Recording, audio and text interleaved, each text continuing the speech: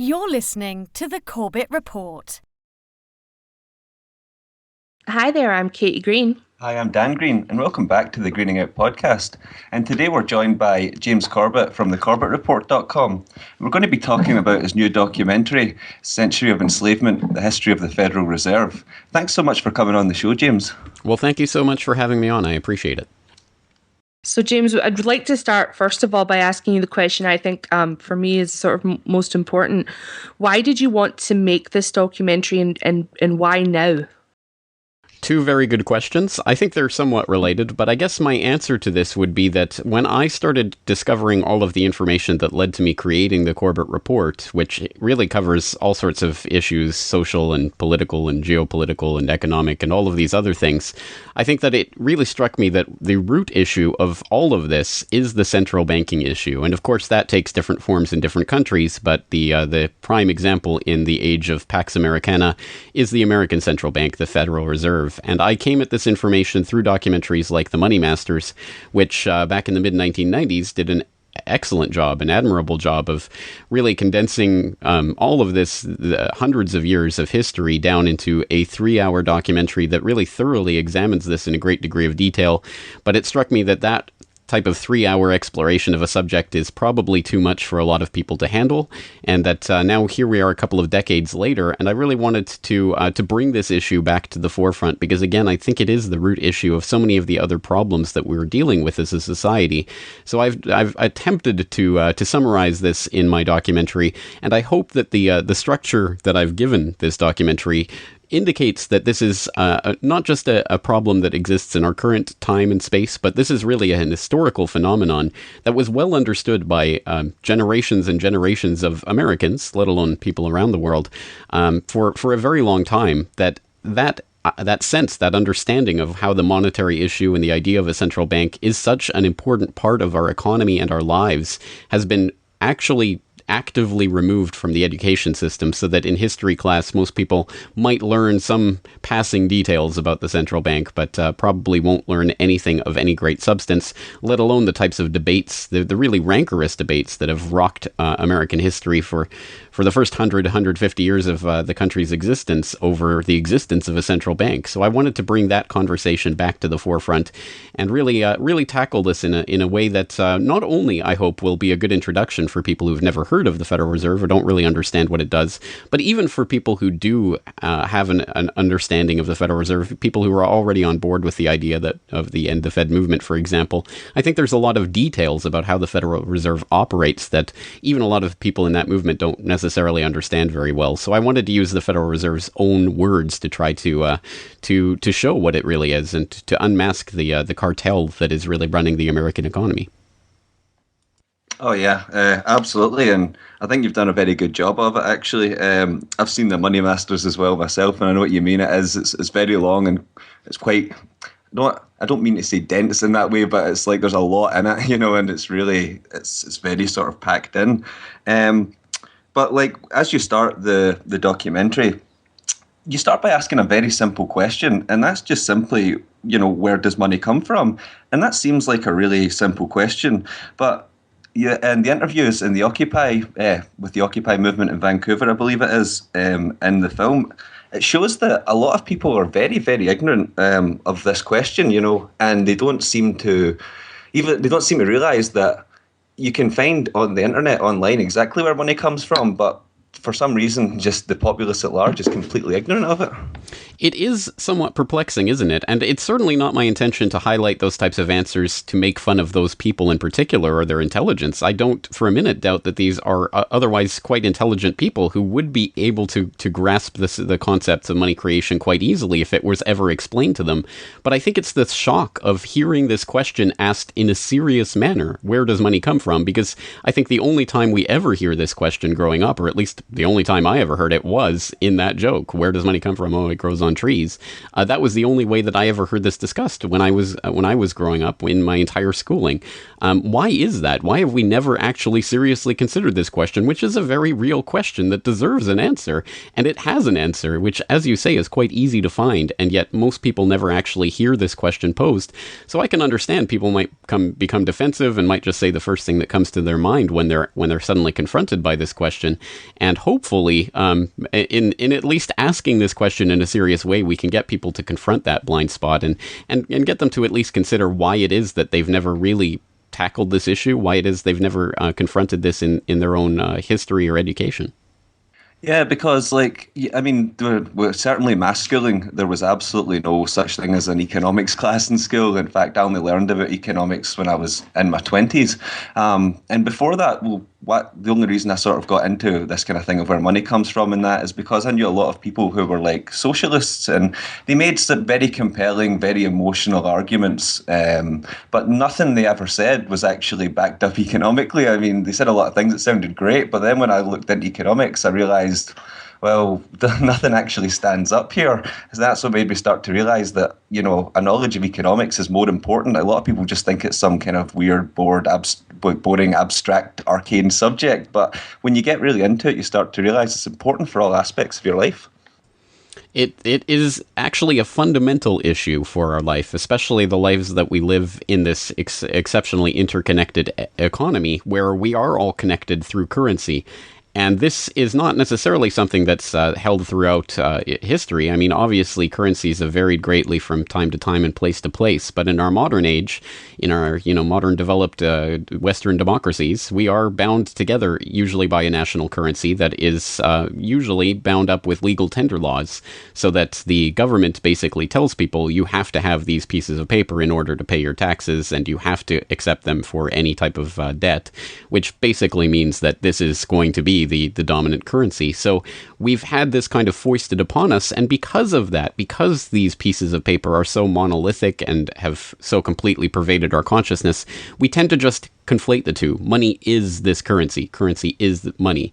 And we don't really differentiate and see that, no, money doesn't necessarily have to be that. And how did it come to be this? What is the story of the creation of the central banks, and how did they get these powers, and what did we do before that point? I mean, all of these are very fascinating questions with fascinating stories behind them. And again, I have faith in the viewership out there that when people are confronted with these ideas and start to really ponder it, they will see that, yes, this is actually a fascinating story. But it's interesting that we've had it hammered into our heads since the time we were very small. And of course, not being taught about economics, we were just given this vague kind of idea that, oh, economics is boring and dry, and look at all these jargony words. You won't enjoy it at all. Go out and, play sports and have fun. And I think it's incredible when you start to look at some of the very, fascinating stories from the history here, talking about, for example, the Jekyll Island meeting and the creation of the Federal Reserve. But also, as you say, this is such a fundamental issue that affects literally, every transaction that we make in our lives that has anything to do with this money, which in this day and age is almost every transaction that we make, is affected by this. And we are affected by forces that not only we don't control, but in many ways we don't even understand, or we don't even know exist. And that, to my mind, is the very insidious form of enslavement that is referred to in this title, where it is a type of enslavement where people are being dictated, and their entire lives and their career choices and all of these things are being dictated by forces they don't even understand, they don't even see. And that was something that I was hoping to shine light on with this documentary. Oh yeah, no, absolutely. And you mentioned the story itself, and when you kind of describe like the story of how they got together, it's like something out of a novel, like all these guys, and they met after dark, and they only, they got on a train and they only used each other's first names. Not even the servants on the train, would be able to identify who they were. And then even the fact that it was called Jekyll Island, it's almost like it's been made up. It is. I mean, it's so fascinating that this story, again, is as I say in the documentary, it's like something out of some sort of detective novel or something, but it's actually true. I mean, this is a real story of what really happened. And it's the kind of story that if you did try to just portray this in a movie, like this is how, the central bank came into being, you would be laughed at. It would be, oh, that's just ridiculous. That's just Hollywood. But in fact, no, this was the real story of how the Federal Reserves really came into existence. And the perhaps the most flabbergasting part of this is that this is an actual admitted conspiracy that was admitted to by the conspirators themselves. And I include in the documentary the link to Frank Vanderlip's Saturday Evening Post article on this from about 25 years after the meeting itself, where he admitted to having done this, to participated in this secret conclave, where he wrote, I was as secretive, indeed as furtive as any conspirator. I do not feel it is any exaggeration to speak of our secret expedition to Jekyll Island as the occasion of the actual conception of what eventually became the Federal Reserve System. Again, it's all admitted. It's out in black and white. It's in the open. It's completely documented. This is not disputed history. And yet, again, if you talk about things like the Jekyll Island meeting and the creation of the Federal Reserve, you are referred to as a conspiracy theorist in the derogatory sense of that term, as if you're just talking craziness that you made up off the back of a lunchbox or a cereal box or something. Yeah. I mean, that to me is the astounding part of this, that the actual history can be derided as some sort of crazy talk by people who don't know what they're talking about. Yeah, and it's quite interesting as well how you take it right back, because that's where it really starts to hit home for us, because it goes back to the Bank of England, something that we are still dealing with in this country. And there's for example, there's a lot of talk just now in Scotland about what they're calling Scottish independence, but they're talking about keeping the pound, and you're just you feel like you're banging your head against a brick wall, telling people don't use the word independence and talk about still being tied to this fractional reserve banking system. Absolutely. Well, that if I had any message for my Scottish brethren, it would be, yes, independence, great, devolve from the system and make it more local and all of that. I'm completely behind it. But if it's going to be some sort of sovereignty association and you still use the pound and all of this, then you're really still controlled by the same forces. And absolutely, I couldn't agree more that trying to get out of the political system without getting out of the economic system is a pipe dream, because one controls the other. Yeah, and then they're even talking about retaining EU membership and this kind of thing, and it's just, you get me talking for hours, but it's very frustrating.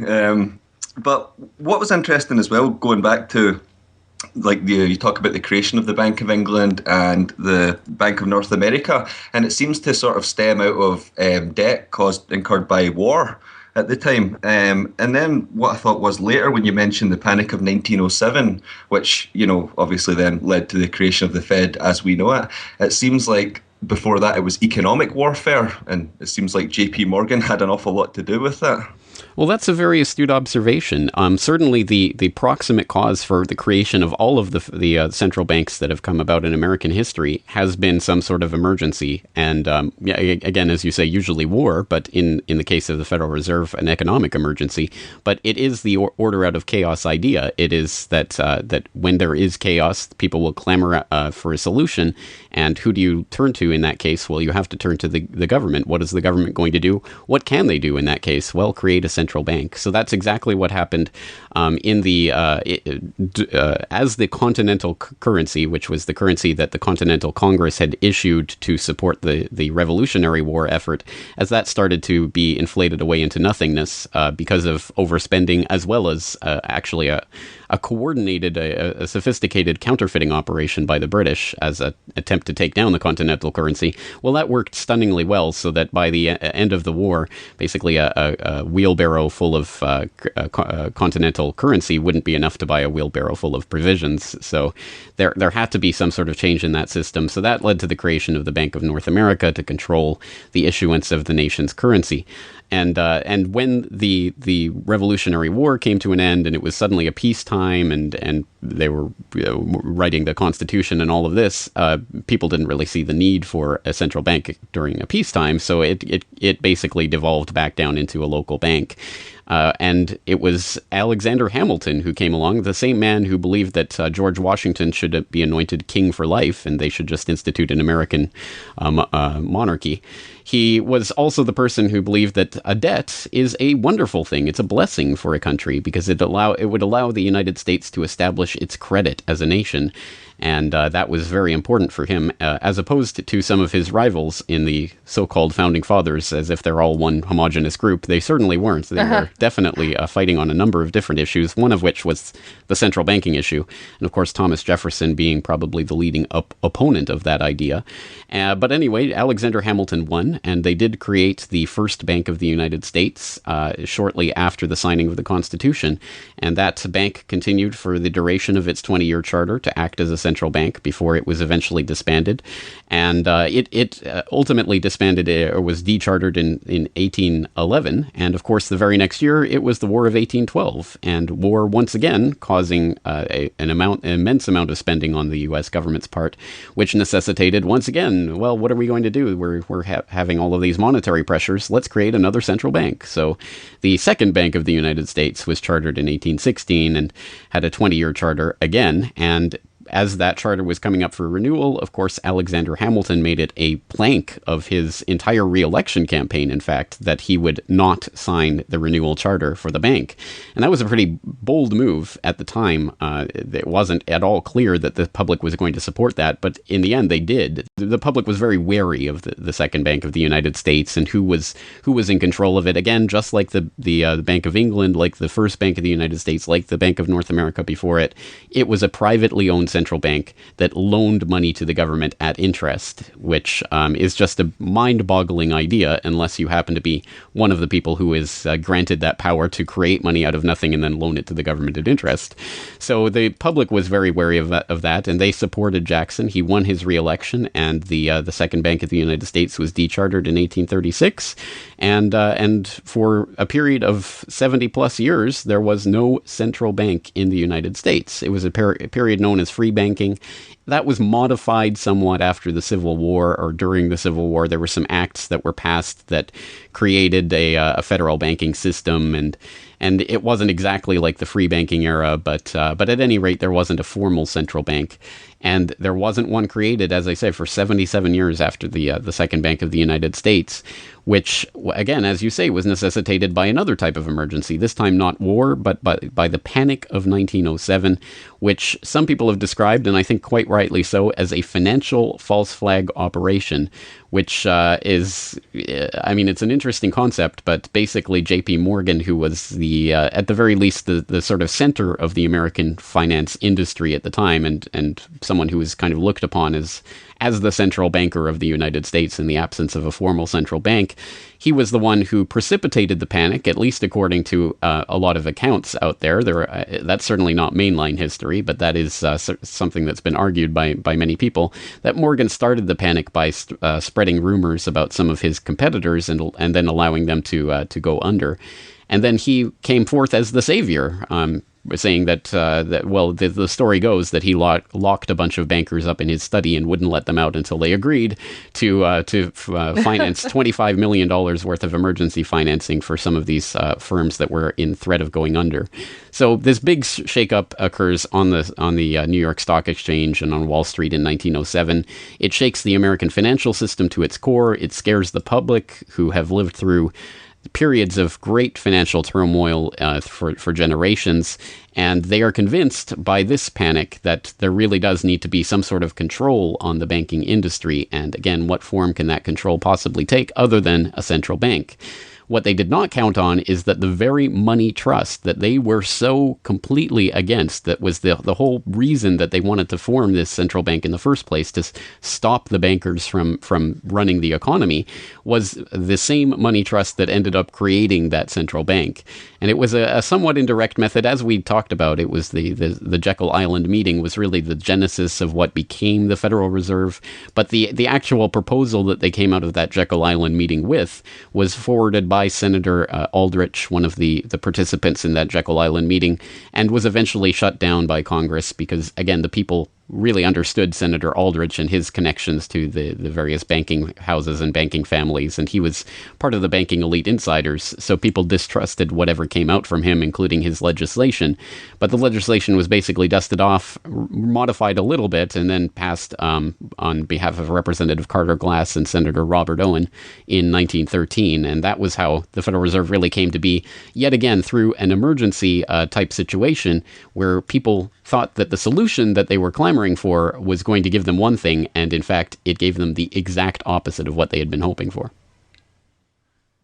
Yeah, absolutely, and it's crazy when you get into things like fractional reserve banking and things like that, and you start to see how just such a madness it is. But again, it's one of these things that you've got your average person on the street, and you speak to them about fractional reserve banking, and they look at you as if you've walked off a spaceship or something. Yeah, exactly right.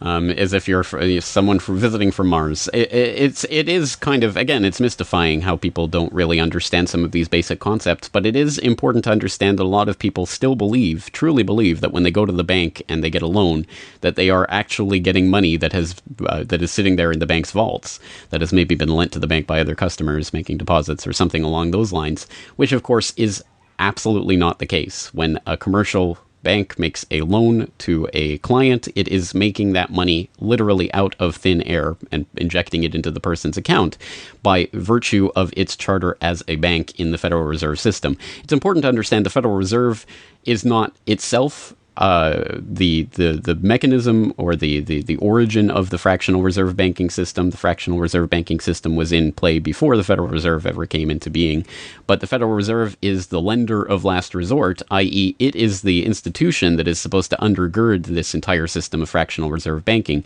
so that, for example, back in the Panic of 1907, if the Knickerbocker Trust Company or whatever financial institution was out there was speculating with its clients' funds or doing whatever, and ultimately didn't have enough money to back up all of the deposits because of the fractional reserve system. If enough people get wind of some shady dealings going on at that bank, then they'll go and try to withdraw their money at the same time. If everybody comes and does that, then the bank will have to admit that it doesn't have that much money, and it will go under. Everyone will lose their savings. Everyone will end up getting hurt.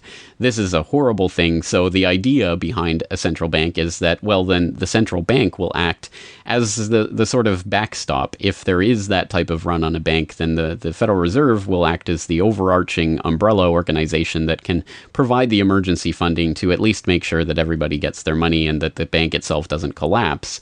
And this is sort of the undergirding that makes that fractional reserve system at least seem a little bit nicer, because there aren't so many bank runs anymore. We are living in an era where we're not accustomed to seeing lines of people trying to all get their money from the bank at the same time, because at the very least people have the sort of psychological effect of being soothed by the fact that there is a central bank. That type of thing doesn't happen anymore. So that it basically serves a sort of psychological function, as well as the actual mechanisms that it performs in the markets to set interest rates and the other functions that it does as the central bank. Yeah, and G. Edward Griffin in the documentary, he does a brilliant job, as he always does, of describing fractional reserve banking. And also, another aspect of this that I wanted to get to was, I didn't quite realise, for example, until I knew about the Federal Reserve and that, but I didn't realise, till I watched the documentary, how influential the New York Fed is, and how bizarrely confusing the whole structure is with the boards and the committees and all these things. I mean, it seems like it's intentionally confusing. Oh, I certainly think it is. I think that's absolutely part of the system. The official story is that what they were trying to do was create something called a decentralized central bank, and this was something of a compromise of what was the sort of political debate, the economic debate that was taking place at the time the Federal Reserve came about, between the people who were arguing that they didn't want this to be a political mechanism, because then politics and the politicians could control the money supply, and that would be a bad thing. But then there were the people who were worried about the money trust and the bankers controlling it. So this was some way of, I guess, trying to effect a type of division of powers, so that that there is a public element and a private element to the Federal Reserve banking system, and these two elements are not exactly pitted against each other, but certainly separated, and therefore you can. I guess the idea is that the interests will balance themselves out, which I think has proven demonstrably false over the decades. But as you say, I mean, it creates this very confusing structure where you have a board of governors that is really the overtly political element of this, of people who are appointed by the president from lists that are given to him by the Wall Street bankers, of course, but at any rate, appointed by the president.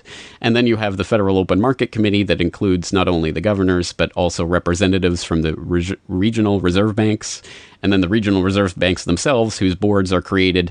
And even the composition of the boards of the regional reserve banks is, again, confusing. There's all sorts of categories and tranches of who sits on these boards. Some of them are appointed by the banks. Some of them are from other industries, specifically not from banking, and there's different rules about how these board members are chosen, etc., etc.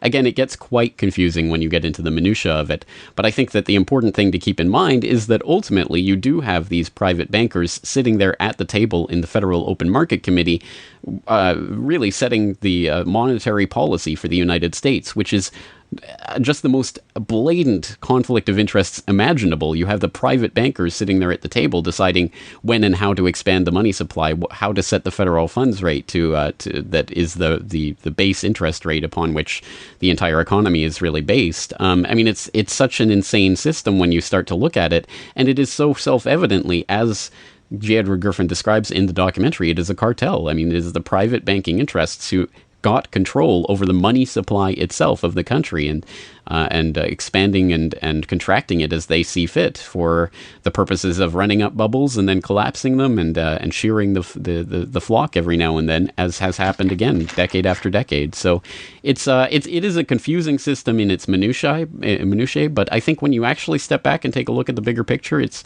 not so complicated, and I think that the complications are there to be that kind of pitfall for people.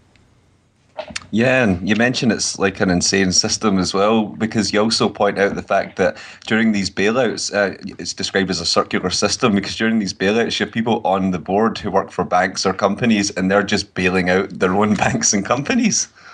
It's so blatant, it's so undeniable that you almost have to do a double check just to see what's going on. But it's right there, and it's documented. In fact, I point in the documentary to a Government Accountability Office report that was issued in 2011 that was looking at $16 trillion of the emergency bailout loans and other emergency funding that was provided by the Federal Reserve in the immediate wake of the 2008 crisis. And this is only $16 trillion. The total amount of emergency funding provided by the Fed has been estimated at over $29 trillion. But the GAO back in 2011 looked at $16 trillion of that, and they documented all of these very clear-cut cases of conflicts of interest. The actual report itself stops short of saying conflict of interest. It says that this needs to be reviewed. But at the time, Senator Bernie Sanders and others came out and called it for what it was, which was just blatant conflict of interest. So some examples that I cite in the documentary include the chief executive of General Electric, Jeffrey Immelt, who was sitting on the board of the Federal Reserve Bank of New York. At the exact same time, the Federal Reserve Bank of New York provided $16 billion in financing to General Electric. So he's directing it, again, directly to his own company. Or you had Jamie Dimon, of course, the CEO of JP Morgan Chase, who was also a member of the New York Fed at that time, and directed $391 billion in emergency Fed lending to his own bank. So those are just some examples, and there were others documented in that report that show that the conflict of interest is there. And then I think the real, amazing part of that was that's immediately followed up in the documentary by an exchange between Bernie Sanders and Ben Bernanke back when he was the chair of the Federal Reserve, in an exchange during talking specifically about those kinds of conflicts of interests. And Ben Bernanke pretty much flat out admits. He says, you raise an important point, which is that this is not something the Federal Reserve created. This is in the statute. Congress in the Federal Reserve Act said this is the governance of the Federal Reserve, and more specifically that bankers would be on the board of the Federal Reserve. And so he's basically saying, yes, there is a conflict of interest built into the system, but Congress created it. So, we're just working with the system that exists. It's a pretty stunning admission of what the Federal Reserve really is at its base, at its heart, is a giant conflict of interest. It's the bankers presuming to run the economy and look over the banking industry while they're at it. And again, they don't even really deny this. It's just sort of, Congress created it, so what are you going to do? And of course, when you look at the actual story, it wasn't necessarily Congress that created it. It was the bankers who wrote the legislation that became the Federal Reserve Act. Yeah.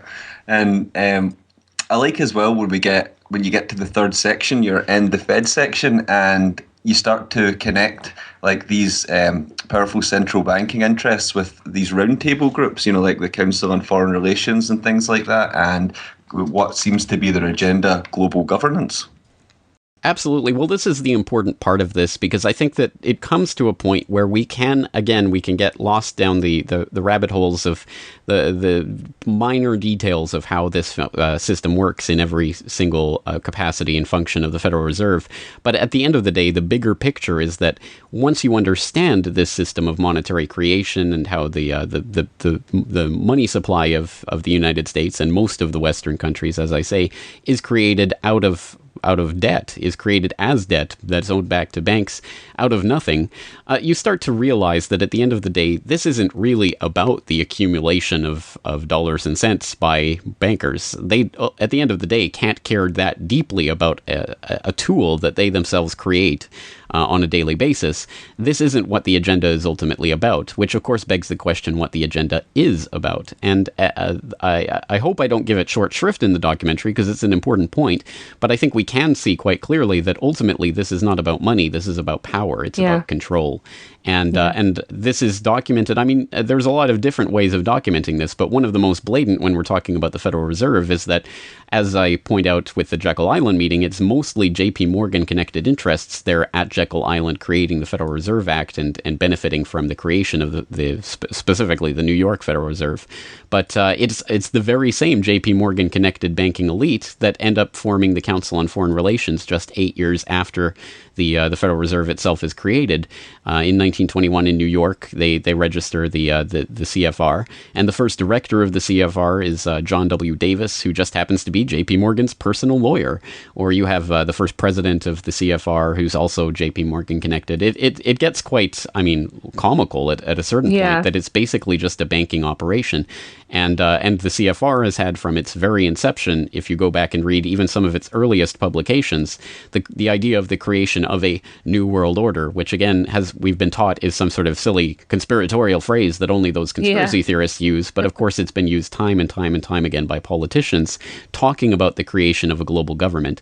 And so exactly as we've seen time and again throughout various crises, in the wake of the 2008 crisis, we had at the 2009 G20 summit led by Gordon Brown, who was hosting it at the time, that they again were aiming specifically at the creation of a new world order. And they were talking about a government, a global governmental system to handle these types of financial crises, and the creation of the G20 out of the G8, and all of these changes that started to come from the political side of things. So I think that's ultimately what this agenda is ultimately about. And I think we have to understand that at the end of the day, I think one of the answers that we can supply to the question of what is money is that money is power. It represents power or leverage, or sort of capital in not only the economic sense, but in the political sense as well. And I think the accumulation of that capital is ultimately what the bankers are interested in, because at the end of the day, they intend to spend it all on the creation of their global governmental system. Yeah, and you always see it as well in the mainstream media. It's like they put out these sort of boogeymen for us to be scared of, like Al-Qaeda or ISIS, or I think it's IS as it's called, and it's such a distraction because it's not really them who are going to enslave humanity if they exist at all in the form that we're being told they do. It's these New World Order types who are the people that we should be really scared of. Well, it's interesting. There was a Henry Kissinger quote, and I won't attempt to paraphrase it too closely at this point because I don't have it in front of me, but there was a quote, I believe from before 9/11, where Kissinger was saying something to the effect that terrorists, anyone who opposes the global governing structures are terrorists. And I think it was made in connection with the Battle of Seattle, the WTO protests at the time. Basically, people who are protesting globalization are clearly the terrorists. And I think that's the way in which this is being posited, that terrorism, of course, we tend to think of, turbaned men trying to, attack Western countries in whatever way they can. But ultimately, the way the system sees that is just whoever is opposed to their agenda. And I think that we have to understand that includes pretty much everyone. I mean, when Bush said, if you're either with us or you're with the terrorists, I think he quite literally meant that. And it's just a question of who he meant by us. Exactly. And it's interesting because, I mean, this kind of thing could get you down, but in your last part of the documentary is actually it's quite optimistic in a way, because, like, for example, what interested me was the footage of the End the Fed rallies in Germany. And I know that's been spreading about Europe. I mean, I would love to see, I know there's a Facebook page, but I would love to see a proper sort of End the Bank of England movement in Britain. But, I think we need more education in this country before we get to that point. That's true, and I think that when and if such a movement arises, I mean, I certainly hope it will do the sort of job of spreading the truth about the Bank of England specifically, because again, it's a different beast than the Federal Reserve with its own history, and although it did start as that private bank that I document in the documentary in 1694, it has changed and been morphed and been sort of amended by Congress, or not Congress, Parliament, and things of that nature since then. So at least nominally functions in a different way now than it did even 100 years ago and all of that. So there is, a fascinating history to document there. And I really do hope that this idea starts to catch on and starts to be localized. I think there should be a movement to end the Bank of England and the Bank of Japan and the Bank of Canada and all of these other central banks as well. But again, that takes a different form in each country. Yeah. Yeah, and it has to be. Yeah, I know what you mean. And also, you bring up as well, different solutions. You mentioned the money masters at the start, and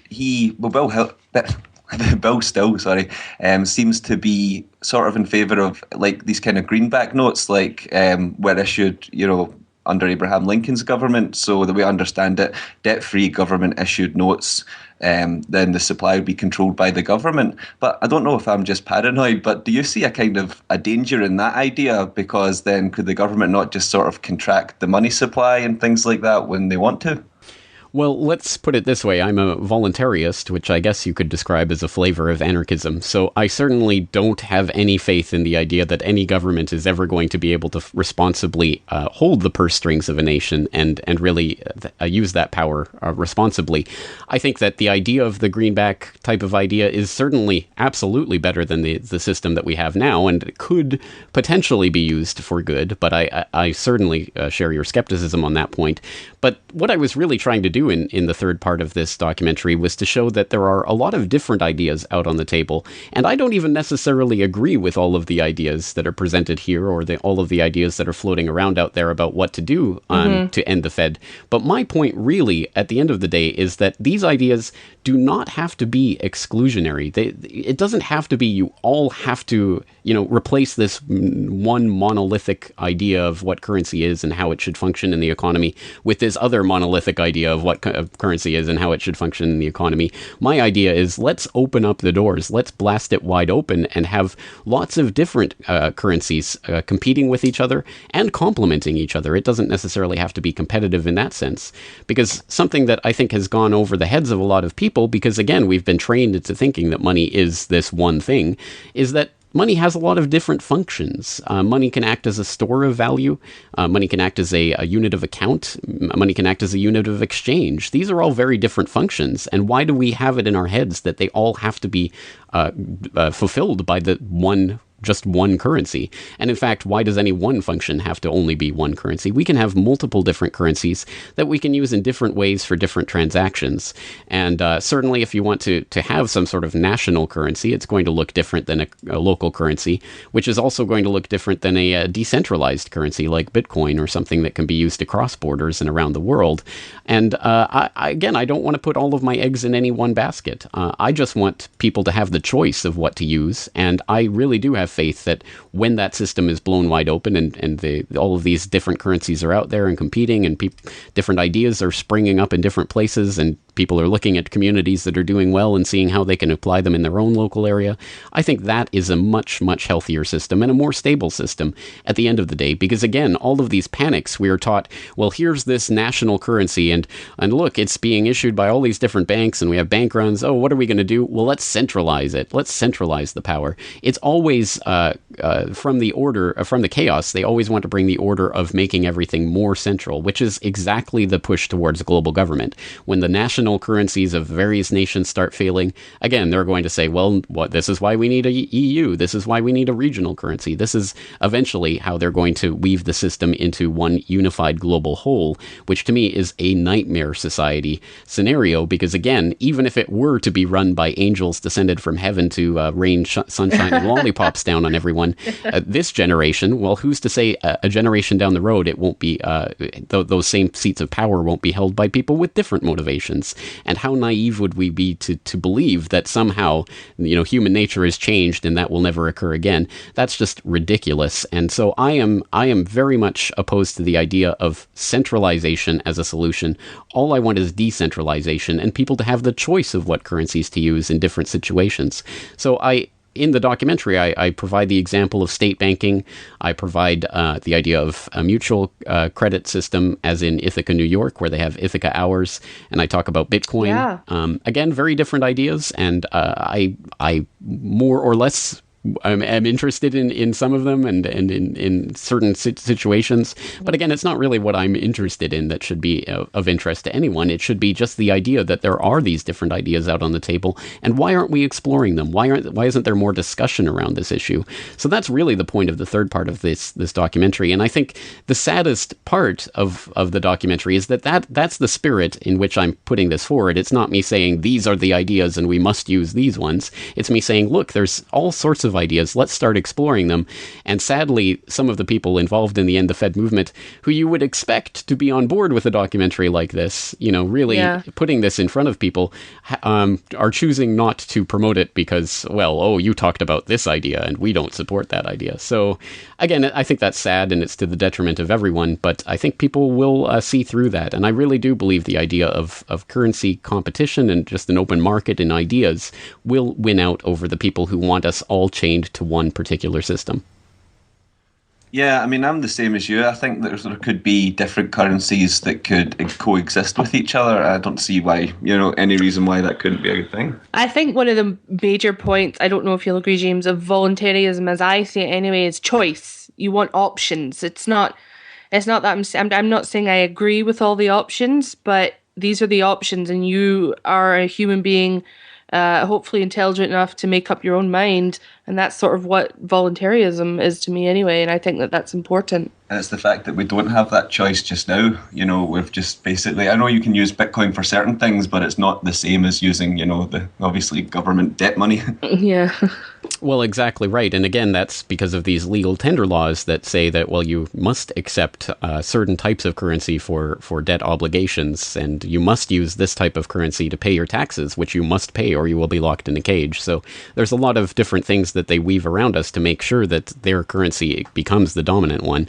And I think you're right. I mean, I think ultimately my position as a voluntarist is to say, I certainly absolutely don't agree with every decision that everyone's going to make. But as long as they're making that voluntarily and of their own volition, and they're not, trying to force me onto their system, then who am I to come along and tell them that that's the wrong decision for them? I mean, I can tell them that, but they don't have to listen to me, and why should they? Exactly. Yeah. So I mean, there are things out there, the resource-based economy ideas that some people have. I think it is destined to fail. I think they absolutely do not overcome the economic calculation problem.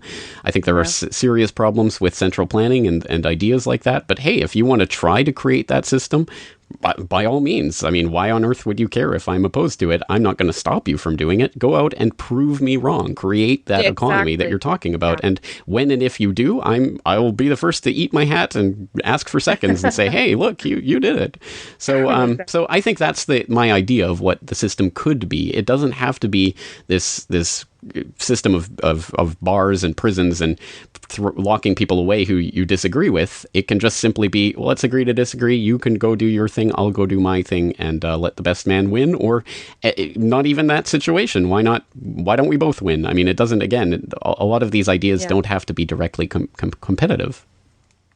Oh, yeah, absolutely. And as we sort of begin to wrap up here, are you optimistic? I mean, obviously, because these movements, like End the Fed and that, have started to gain momentum, and more people are learning about this kind of thing, this economic structure that they live under. So, are you quite optimistic about the future that we can eventually, hopefully, get rid of this kind of evil?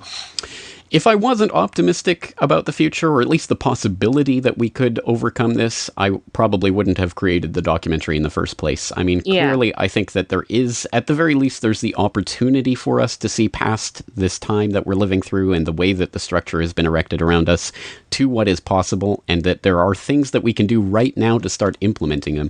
There is no one that's going to come, at least at this point, with a gun to your head to stop you from using some local community currency. They already exist. They're already there. They are already one way of starting to detach yourself from the system. And it certainly isn't a process that's going to happen all at once or overnight. It's going to be a very slow, very long, painstaking process. But it's better to start that process now, at least while we have the luxury to do so, than to try to start that process during that emergency chaos time, which is always the time where there's an awful lot of genuine pain felt by an awful lot of people who will then start clamoring for the government to do something about it. And that's exactly the situation we've seen increasingly in Europe in recent years. And that's exactly why we've seen, for example, in places like Volos in Greece, they've come up with a mutual credit system there that is now working around the limitations. There's not enough euros to go around, but there's still a lot of people who are willing to work and trade and exchange things. Why don't we just create our own exchange system? So we find these things popping up when the need exists, when the immediate pressing need exists. And I'm here to say, well, these types of ideas already exist in places. Why don't we start using them and building them up now as the bulwark against that type of collapse scenario? And while we're at it, hey, we're removing ourselves from that system of control every time we build one of these systems up. So it's a win-win situation. It is not only possible, it is actually happening right now. I think that's one thing that I want people to take away from this. And it's just a question, to what extent are you going to dip your toes in the water and find out what's happening in your local area and broader in terms of Bitcoin and other things that transcend national boundaries? Oh, yeah, absolutely. James, thanks so much for this. It's been great having you on. But why don't you tell our audience about your website and the resources and things they can find there? Absolutely. Well, my website is corbettreport.com. That's CORBETT report.com. And that is the one-stop shop for all of my various materials, my audio and video media, my articles. There's all sorts of information, thousands of hours of media there for completely free download, as is the documentary completely free for viewing on YouTube, on my website. The best place to go for the documentary itself is corbettreport.com/Federal Reserve. That's where you can find the YouTube video version of this. You can also find links to download the MP3 audio and the MP4 video. You can download an informational pamphlet to help spread the word about the documentary. And if you have watched the documentary and you do appreciate it and you want to support the work monetarily, because sadly enough, we do live in a system where we do need these pieces of paper, I certainly do appreciate monetary support in the form of purchasing a DVD that hopefully then you can use to help unlock other people's minds. And of course, I encourage people to make copies of the DVD, screen the DVD anywhere you can, to anyone you can. Obviously, the number one priority is to get the word out. So the DVD is also available for sale there. Again, the best place to go, corbettreport.com/Federal Reserve. Yeah, and we'll have it all linked up as well, and we'll embed the documentary on our page as well. So, James, thanks so much.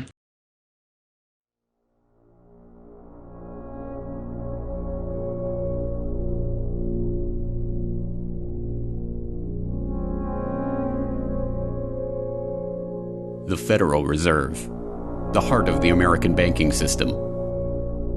For over 100 years, it has operated in the shadows, controlling America's money supply in total secrecy. So all that information is available in our commercial paper program. And who got the money? Hundreds and hundreds of banks. Any bank or that has access to the U.S. Federal Reserve's discount. Can you tell us who they are? No. Until now. 100 years ago, in 1913, the Fed was created. Fractional reserve banking. The legal authority to do it. Takeover of monetary policy. Are conducted by the Federal Reserve banks. They are banks. There is no other agency of government which can overrule actions that we take. Century of Enslavement, the history of the Federal Reserve. Watch the documentary for free at corbettreport.com/Federal Reserve and purchase a copy on DVD to help support the Corbett Report today.